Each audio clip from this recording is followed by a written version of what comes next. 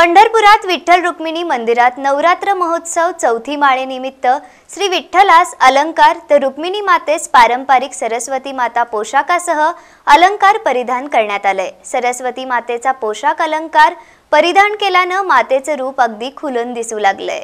घटस्थापनेपासून नवरात्र महोत्सवास सुरुवात होते।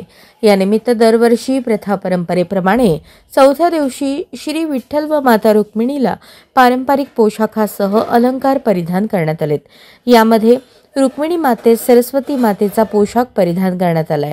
श्री विठ्ठलास सोन्याचा नक्षीटोप, कौस्तुभमणी, हिऱ्याचे कंगन जोड, दंड पेट्या जोड, मत्स्य जोड, नामनिळाचा, मोत्याची कंठी, एक पदरी मोत्याची कंठी, दोन पदरी, मारवाडी मोत्याचा हार, बाजीराव कंठी, तुळशीची माळ, एक पदरी आदी प्रकारचे अलंकार परिधान करण्यात आले। तर रुक्मिणी मातेस मोठी नथ, मण्या मोत्यांचे पाटल्या जोड, रूळ जोड, सोन्या मोत्याचा तानवड जोड, कर्णफुले, बाजीराव गरसोळी, पेट्याची बिंदी, हातसर जोड, चिंचपेटी हिरवी, पांढऱ्याचा हार, जडावाचा हार, तारामंडळ, मद्रासी कंठा, सोन्याचे बाजूबंद, ठुशी, मोत्याचे मंगळसूत्र, मोत्याची कंठा, तनवणी मोठा, मोर जोड परिधान केलाय। पाहुयात वारकऱ्यांचा देव किती सुंदर दिसतो आहे ते।